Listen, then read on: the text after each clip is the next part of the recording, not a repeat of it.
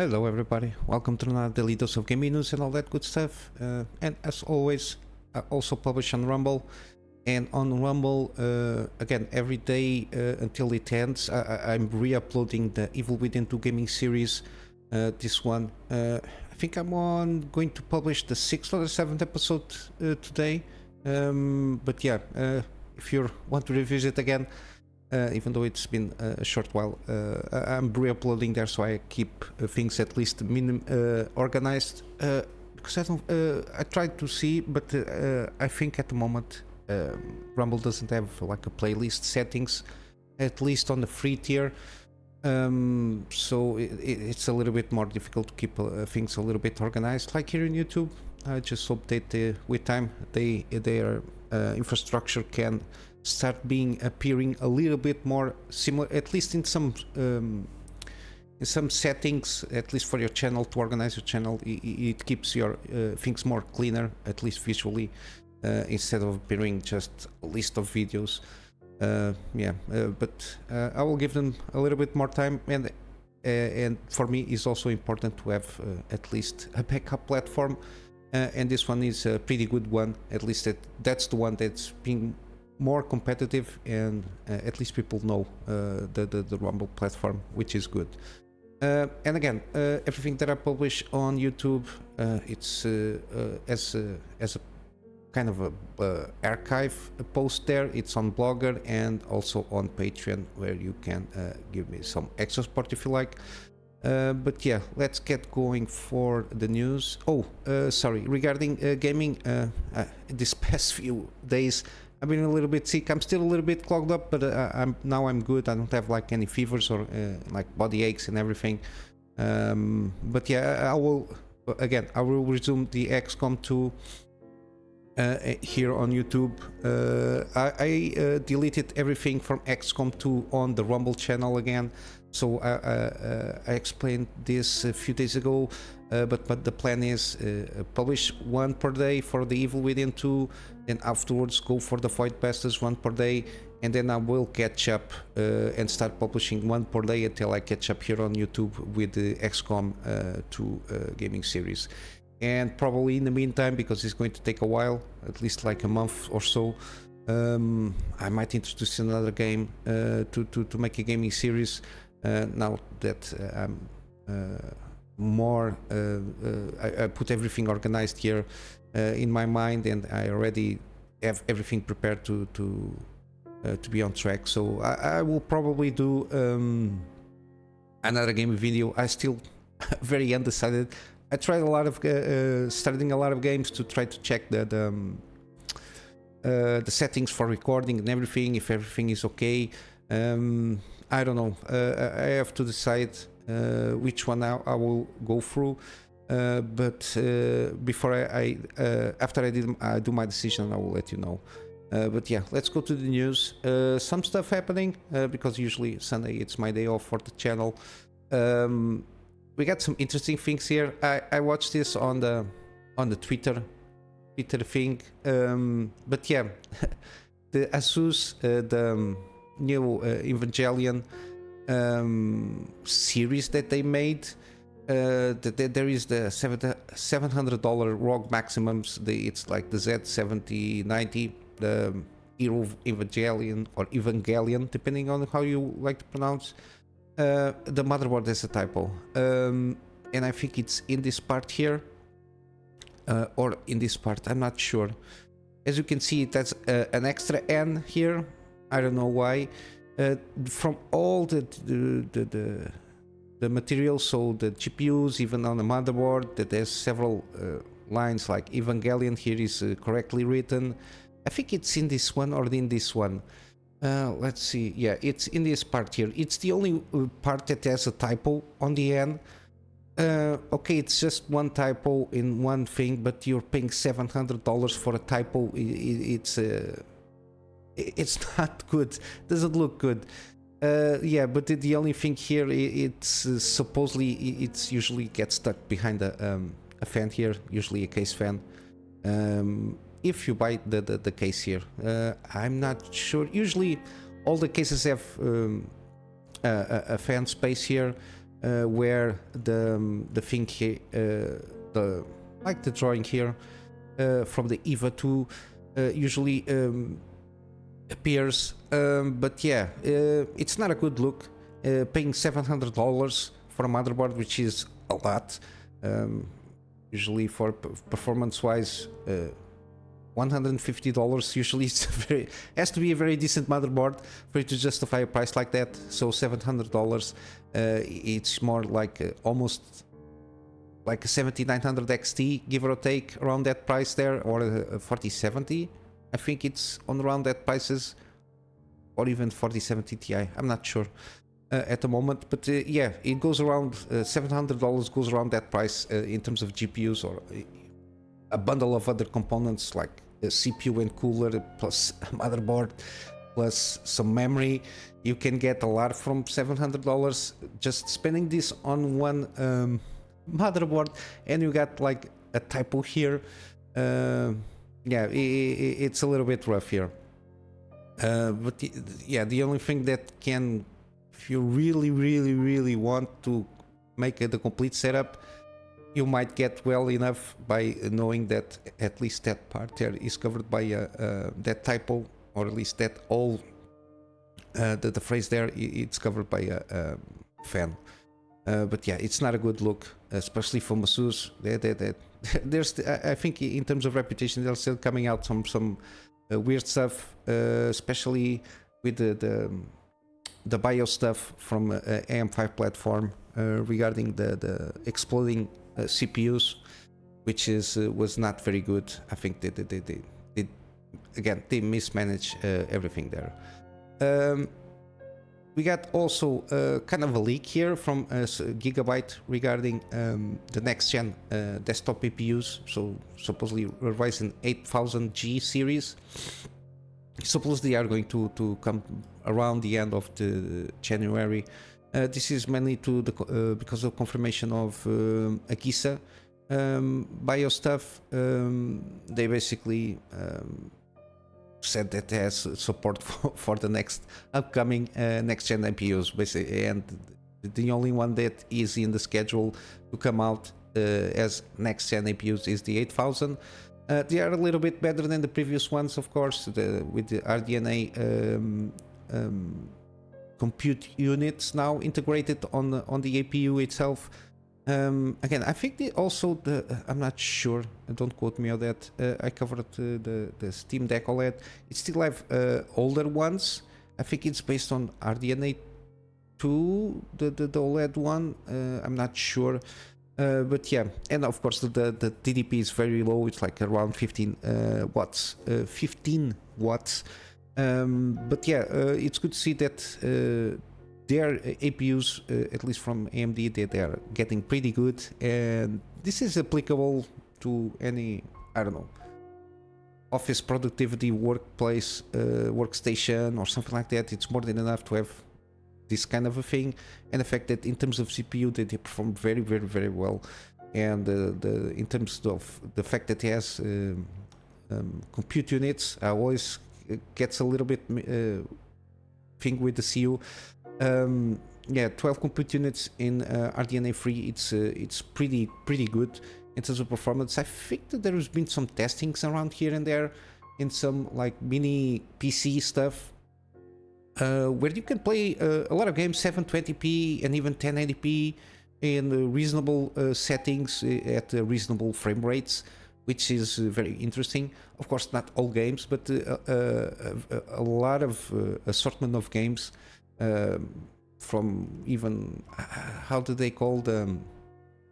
Not Fortnite. Those RTS games here and there, they play very good. Even, I don't know. I'm not sure if this one can handle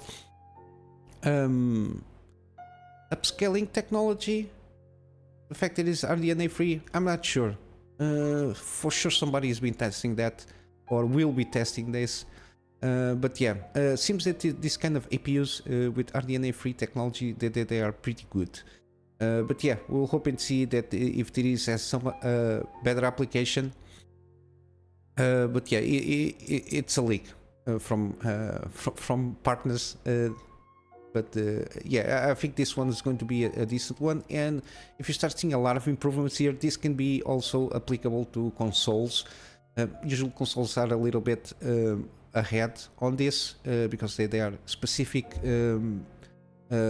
SoCs, so system integration in that aspect, but usually it takes advantage of this kind of technology, the APU technology.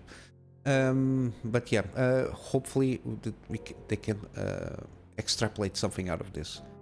But now, regarding in terms of gaming, we got an interview from Brian Fargo, the guy from oh my god, still my brain is a little bit fuzzy, but yeah, the Wasteland guy from Exiles, the Wasteland 2 and 3, they did the thing here, and I think that at the moment that's the latest game they did. They were acquired by Microsoft, and now they are doing the Clockwork Revolution. There was a teaser. Somebody told like a pre-alpha gameplay teaser. I think this was CGI. The only at least that I can remember. The only teaser that they mentioned, it was CGI kind of a trailer there. I don't know why they calling pre-alpha gameplay. I don't know, some people, they are not paying attention to the things, or they misremember, whatever they want to call it.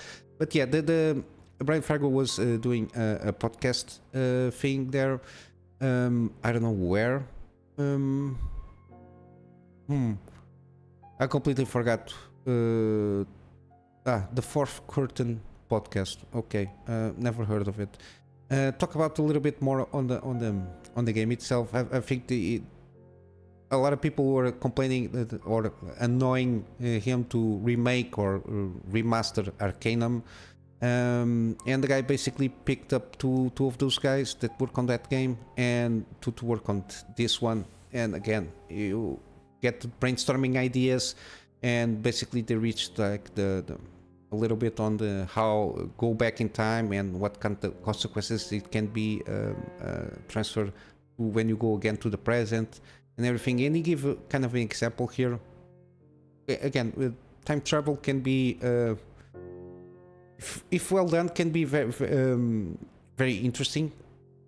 And at this time, he did something that happens on the game, which is basically serial killer. You go there, visit guy, like Hannibal Lecter style. I don't know if it is something to do, but the fact that it's referencing Hannibal Lecter, if you suppose you can work with him. But then again, he's nuts, and all his victims are up on the wall. You go back in time and you meet him, but at this point he's not killed anybody. He hasn't done anything yet, so you can kill him. But it feels a little bit awkward. You feel a little bit shitty because he doesn't know what's going on. I mean, you know what he's going to become, and you don't know why. But all you know is he hasn't done anything at this point in time. And then again, he's begging for his life, whatever. And then you have the part of the decision, which is you can just right out kill him, like the paradox to a certain degree of killing, go back in time and kill baby Hitler, and then you have to deal with the consequences. Or you can just you can basically injure him to a certain point, or you just can let him go and let it take its path for a serial killer. But then some stuff can happen. For example, if you kill him, another guy might fill that role to a certain degree, or certain things can change in the world itself. Or if you just hurt him or something like that, he might become an advocate for victim rights and stuff like that. At least this is in terms of gameplay changes that might happen.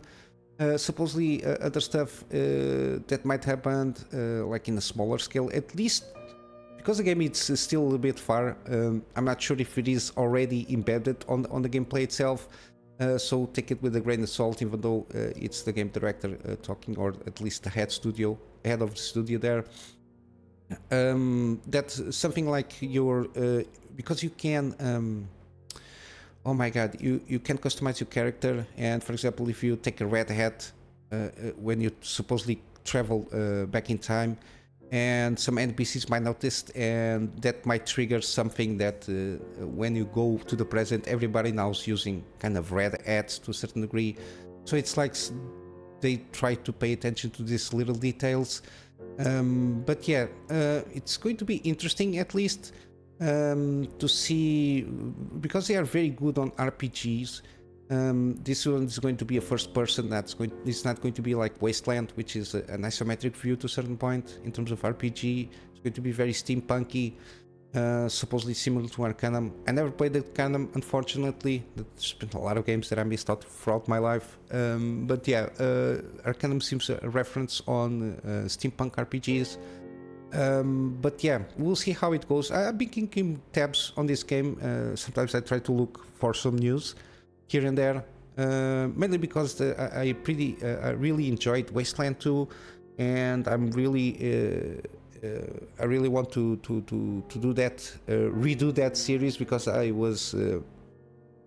got stuck in the middle to a certain degree, and then I had to stop recording because I went out PC, so I have to restart everything because I forgot a lot of what happened in the story, and of course the save stuff. It didn't. I think you don't have the saves from Steam. I'm not sure. I have to check that out. But I will rather start over and then go for Wasteland 3, because Wasteland 3 it's basically a sequel from the Wasteland 2. But yeah, because I like those that game in specifically, and because it's Exile and Brian Fargo, because it's very well referenced throughout RPG stuff. I'm kind of maintaining my interest here. We'll see how it goes.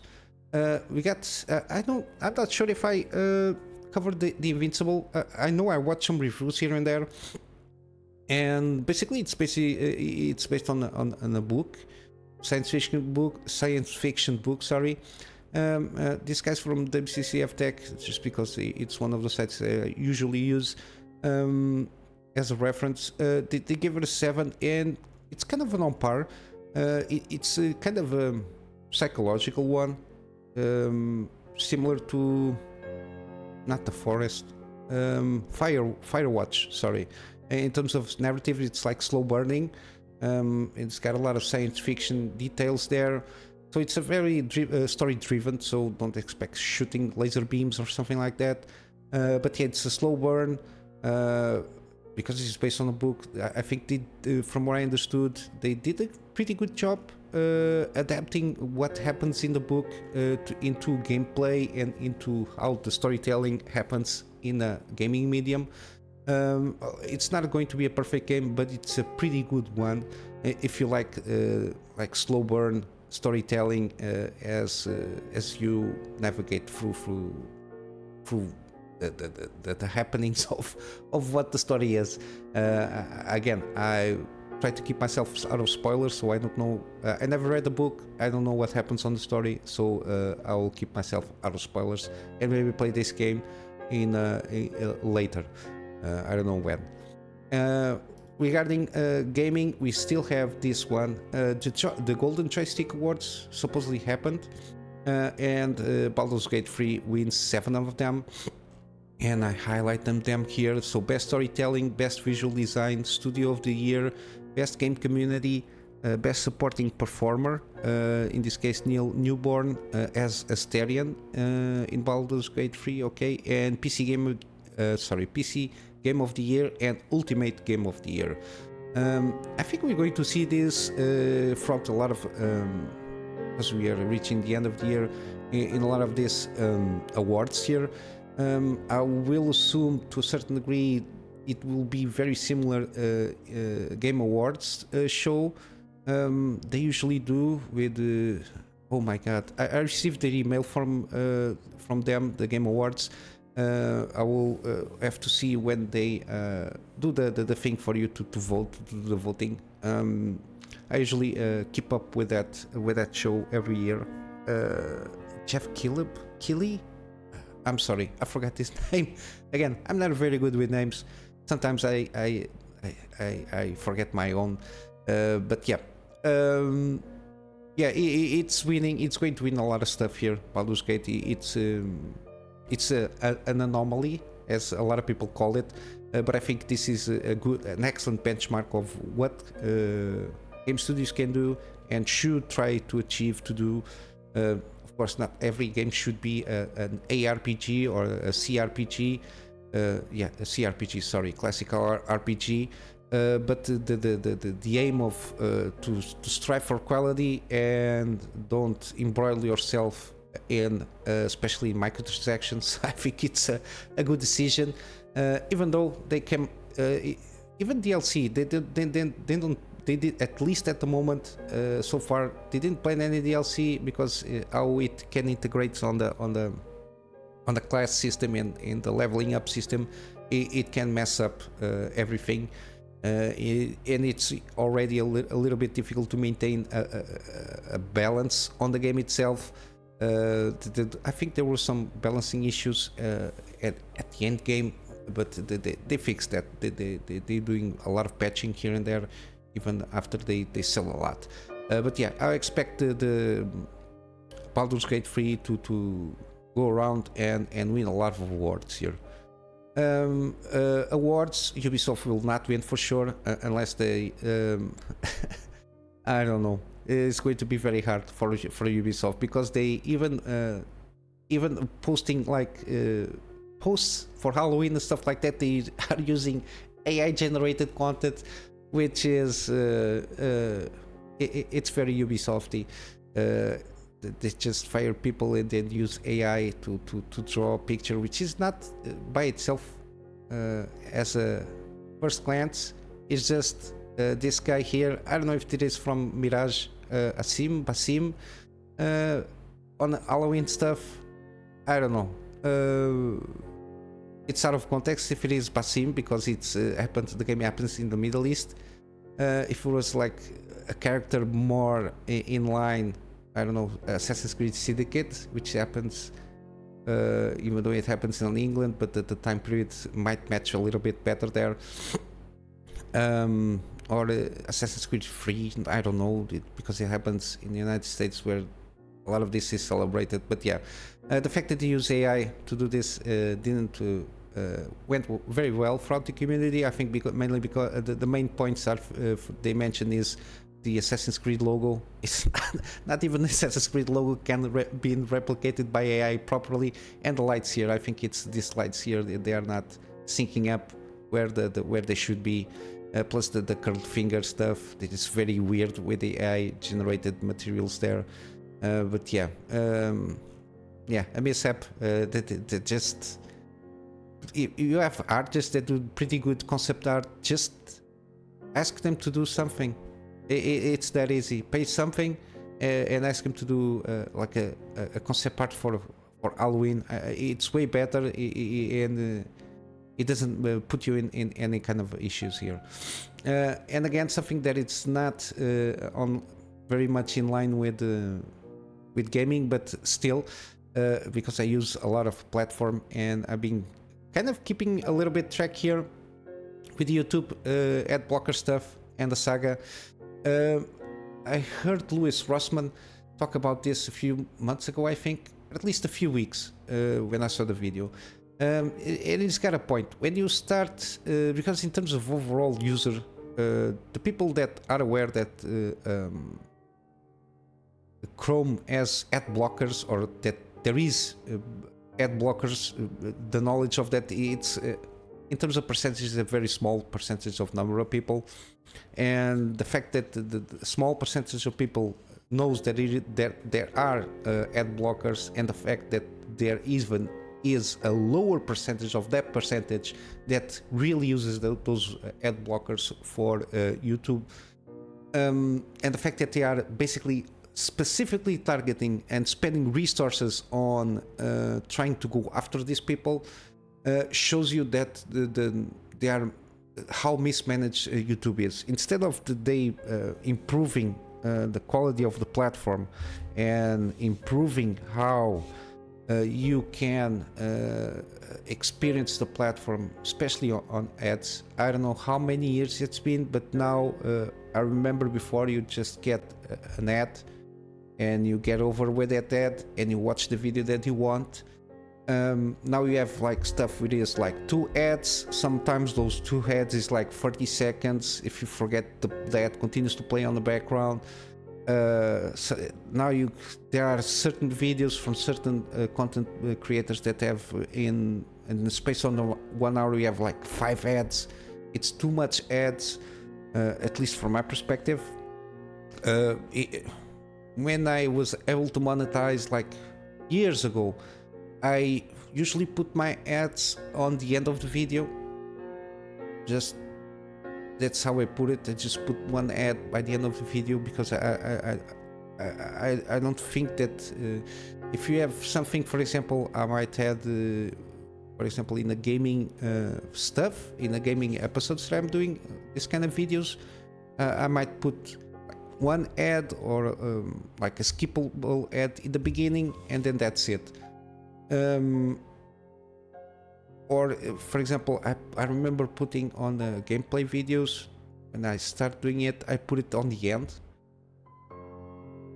just in case to have a chance to get some revenue. I don't like the fact that the system how is set up by YouTube. You can put like 2 ads, you can put millions of ads. I don't think it's good for the experience of the user, because everybody kind of knows if you're not paying for YouTube has always been free, and I suppose it always will be have a free tier with of course with ads supported by ads itself. I think the integration here in terms of how ads work and people that use the platform here, I think it got so annoying that's why more people are using ad blockers, and then the fact that starting a war with the internet to a certain degree regarding this kind of thing with ad blockers, especially with the guys from Brave. It's not going to work. There's always going to be a workaround, and when it comes to a point that it's not going to have a workaround, people will go to other places, or will find a way to get around something, because it's what happens. And to a certain degree, that's why I explained everybody wants to control the internet, but at this moment in time it's impossible. But yeah, it seems that a lot of warnings are coming up, but I think they should let this thing go with the ad blocker stuff.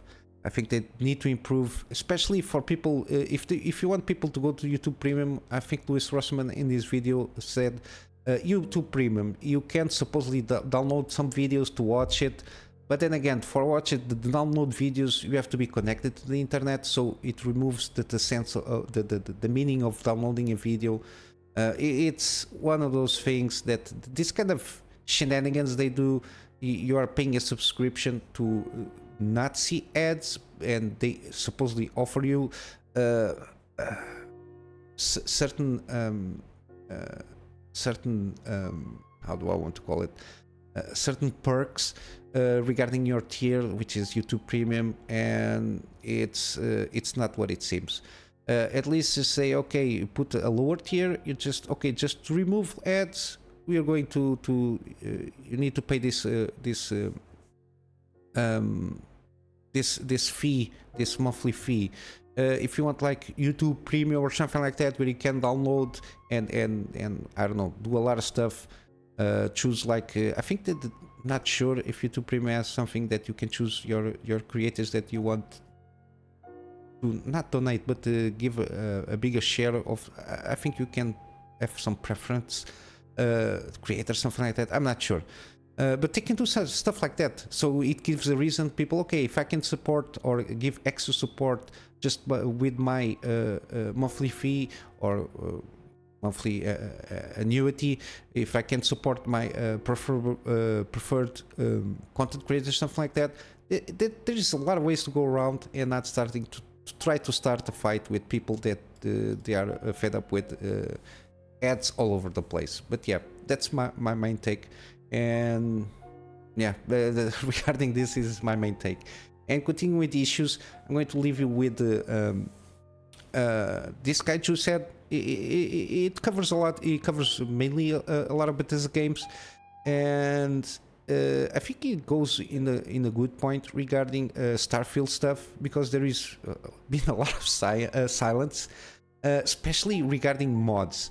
I think the mod stuff it's getting more difficult to do, and from this video, and I've been hearing some stuff here that Starfield is not that mod friendly as it appears to appear to be, even though Todd Howard said that this game is even more mod friendly, and the people that are working at this time on mods say that it's quite not there,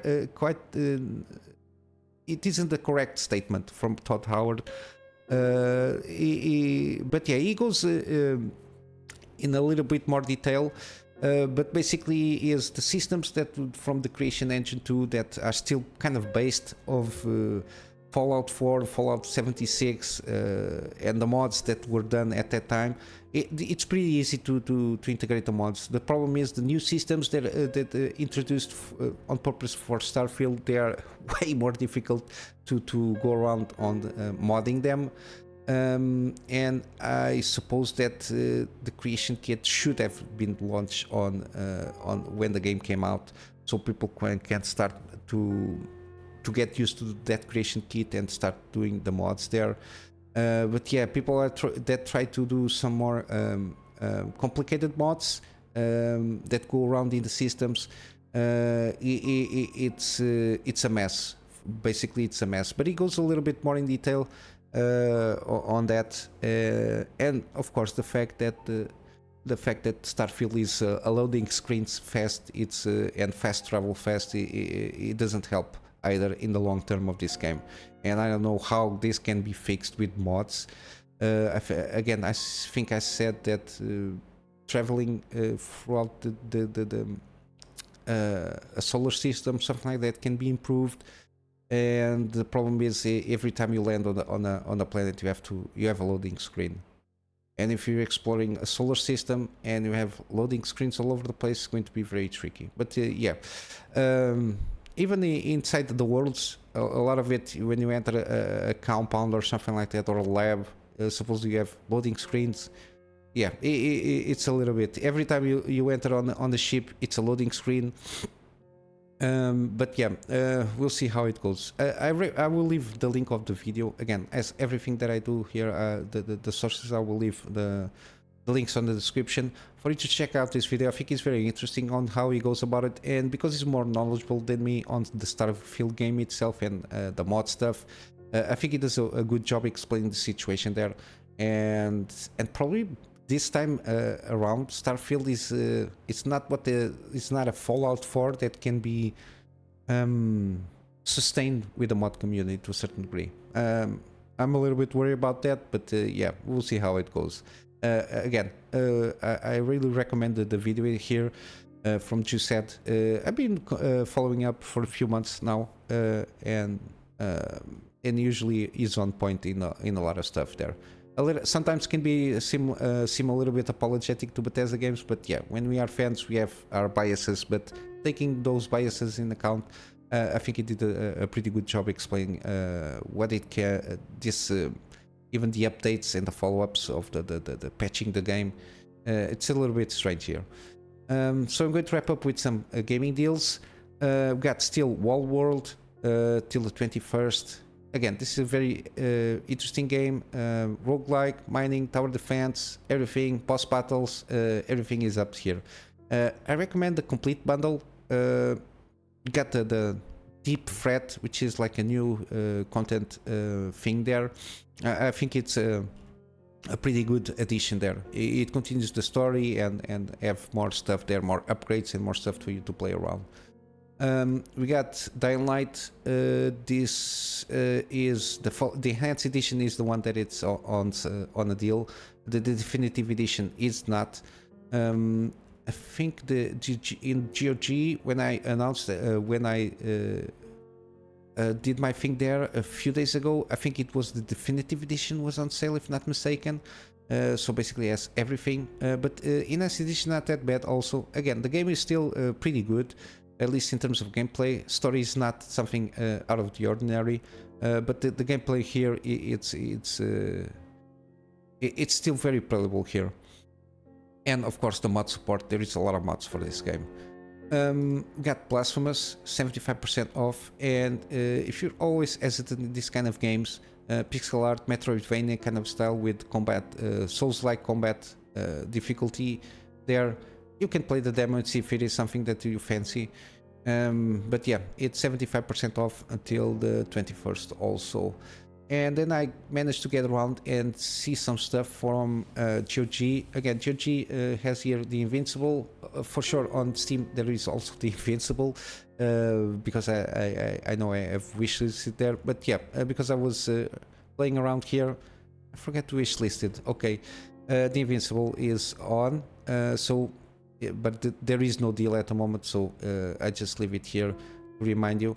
But the games, some of these games that I do on Steam, Ash of Gods Redemption and Ash of Gods The Way, they are on the deal here on GOG. Here the deal is better. Ash of Gods Redemption 80% off, and The Way, which is a spiritual sequel, it's not that cheap. Mainly because it came out this year, so any GOG is still not that cheap here. But yeah, if you want to afterwards go for a follow-up, you have this to try out. It has some same characters here and there that appeared in the first one, at least the ones that survived in terms of the meta game, I think, the meta story. But yeah, I think it's if you like this kind of games here, isometric turn-based combat, very similar to the Banner Saga kind of games, kind of art style and the gameplay and choice and consequences. I think it goes around similar to that. We got also Children of Morta. I usually come up with this one on Steam, but here the complete edition, 71% off, pretty good. The complete edition has everything. Oh my god, the content. So the content clause and ancient spirits. And if you like it, that's all. As co-op to play with a friend, but it's not necessary to play in co-op to finish up the game. You can play solo if you like. But yeah, isometric roguelike kind of style here, pretty interesting. It's like a family, as you can see here on this picture. It's a family of guardians, and they have to defeat the evil. Basically, it's light versus dark. I don't think they have dialogue. If they have dialogue, is very brief from what I understood, so have to tell everything very simplistically, the way they show off things. It seems pretty good. And lastly we got Slay the Spire, 66% off. It's around kind of the same price almost that usually appears on Steam, so it's one of those games. I think it's well worth it. It will offer you a lot of hours of gameplay and a lot of ways to try out different ways to go about the challenges that are proposed there. But yeah, I think it's a good one, this one, especially at this discounted price. But yeah, it's been a long video today. I'm going to just wrap up with the plug for my Patreon. For the extra support. The extra support at this moment in time, it's basically for my major need is to have more storage, for me to have backups for the stuff that I do for my private clients and their projects, and of course some extra space for the videos that I do for the channel. But yeah, basically this is it, guys. I hope you have a wonderful day, and I will see you in the next one. Until then, Kunamy Master out.